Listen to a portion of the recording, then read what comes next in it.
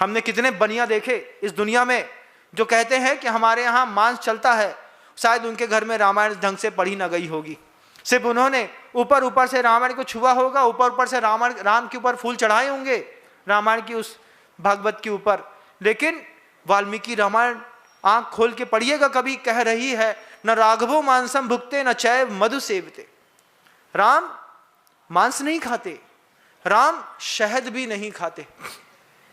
जो हिंदू इस बात को कहते हैं कि हमारे यहाँ शहद चलता है, उसके लिए ये एक तगड़ा जवाब है। हनुमान जी माता सीता से कह रहे हैं न राघवो मांसम भुक्ते न चैव मधु सेवते। रामचंद्र जी शहद का भक्षण नहीं करते, जंगल में रह रहे हैं, वहां पर बड़ी बड़ी मधुमक्खियों के छत्ते हैं, लेकिन उस छत्तों से टपकते हुए शहद को रामचंद्र जी नहीं खाते। वंशज कहां से खाने लगे? कहां से सीखा तुमने? किसने मिलावट करी जो तुमसे यह कह दिया कि तुम शहद पंचामृत में मिला करके पी सकते हो? कभी देखा पंचामृत में शहद की उपस्थिति थी कि गोक्षीर की? गोक्षीर समझते हो? दूध को मिला करके उसमें गन्ने का रस और मिला दिया जाता है, गन्ने के रस से बनाए हुए पाक से पंचामृत बना करता था। पर्याय बुद्धि बदल गई बंधुओं, आपने शहद खाना शुरू कर दिया। लेकिन वाल्मीकि रामायण कह रही है न राघवो मांसम भुक्ते न चैव मधु सेवते। वो शहद नहीं खाते, मांस नहीं खाते। सीता बोलती है क्या खाते हैं? वन्यम सुविहितम, शब्द लिखा, तोड़ के नहीं खाते।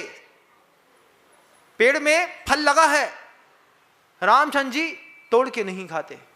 वन्यम, वन में, सुविहितम, जो सहज उपलब्ध हो जाता है, ऐसे फल फूल के अलावा रामचंद्र जी कुछ भी नहीं खाते हैं वन में। जब सीता को यह संवाद हनुमान ने कहा, सीता ने दोनों हाथ रख करके हनुमान के माथे में आशीर्वाद दे दिया। मैं वहीं खड़ा होकर के देख रहा था ये दृश्य, वो जो देखा हुआ दृश्य था वो आपको दिखाने की कोशिश कर रहा हूं। आज रामनवमी है, आप प्रभु श्री रामचंद्र जी की दया के ऊपर एक लेख लिखिएगा। रामचंद्र जी की क्षमा, रामचंद्र जी का गंभीर क्रोध, रामचंद्र जी का शासन, रामचंद्र जी का राज्य, रामचंद्र जी की निष्प्रहता, रामचंद्र जी का ब्रह्मचर्य, रामचंद्र जी का सत्य, रामचंद्र जी की शौच, प्रकृष्ट प्राप्त, लोभान निवृत्ति, कितना कुछ मिला है। लेकिन रोब से अछूते उस राम की कहानी लिखिए। बहुत सारे राम के ऊपर संवाद हो सकते हैं दुनिया भर तक। जहां तक मेरी ये आवाज जाएगी, जहां तक लोग मुझे जैन और जैनेतर बंधु सुनेंगे, वे सब अपने प्रभु श्री रामचंद्र जी के प्रति दर्शन है, ज्ञान है, चरित्र में भी राम को बैठाएंगे, तब ये हिंदू राष्ट्र की कल्पना तो कर सकते हैं, नहीं तो सिर्फ बकैती है और कुछ नहीं। बकैती समझते हो? बोलो। एक शब्द है बुंदेलखंड का, बकैती। बकैती मतलब करना धरना कुछ नहीं है, सिर्फ बातें करनी है। बुंदेलखंड है और बुंदेलखंड की ये भाषा है। रामचरितमानस में जो तुलसीदास की रामचरितमानस लिखी है वो भी बुंदेलखंड के प्रभाव से लिखी है। उसमें भी बहुत सारी चीजें लिखी हैं। सीता माता ने अपना कंगन बौका दिया। अब बौका शब्द की कोई व्याख्या आप किसी भी संस्कृत में पढ़ेंगे तो आपको दिखाई न देगी। बौकाने का मतलब है एक हाथ से दूसरे हाथ में दे दिया। इसे जब कभी भी आपको रामचरितमानस पढ़नी है, उसकी पहले आपको बुंदेलखंडी भी सीखनी पड़ेगी। और इसी बुंदेलखंडी में एक शब्द है बकैती। करना धरना कुछ है नहीं, सिर्फ बकैती के हो तुम लोग।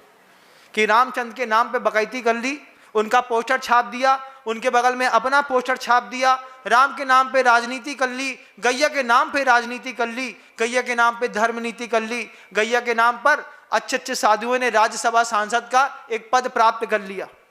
राजनेता भी डरते हैं, साधुओं को राज्यसभा का सदस्य बना दिया, उनको लाल बत्ती कार दे दी। अरे तुम साधु थे, भिक्षोपजीवी थे, तुमको लाल बत्ती और कार की क्या जरूरत थी? लेकिन तो शासन ने दी तो हमने ले ली, कल को कोई जहर देगा तो खा लो साधु जीवन में। लेकिन नहीं, लेकिन तुमने किया। राम के नाम पर बकैती ना करो, राम के नाम पर जीने की शुरुआत करो। एक शब्द की, किसी एक शब्द का एक लेख लिखो। दुनिया के जितने साधु हैं सब राम को आदर्श बना करके किसी एक शब्द में भी एक लेख भी निकलेंगे ना, तो उनका खुद का जीवन चरित्र सुधर जाएगा।